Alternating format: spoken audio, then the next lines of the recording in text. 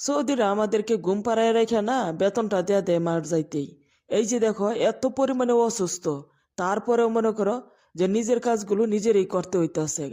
এত পরিমাণে ঠান্ডা পানি বলার মতন ভাষা নাই। এই ঠান্ডা পানি হাতাইতে হাতাইতে দোয়া ফাল্লা করতে করতে এখন ঠান্ডাই মনে করো সাইরা যাইতেছে না, সব সময় অসুস্থই থাকি। তারপরেও একটা কাজ কেউ সাইনা ধরে দেখতো না, সম্পূর্ণ বাসার কাজটাই নিজেরই করতে হয়।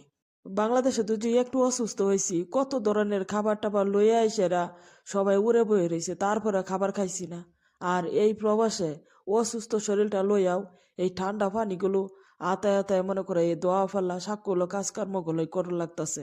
খাই আল্লাহ না খাই, তারপরেও মনে করে কেউ জিজ্ঞাসা করার মতনও মানুষ নাই। এই দূর প্রবাসে মানুষ আছে কিন্তু আপনজন নাই।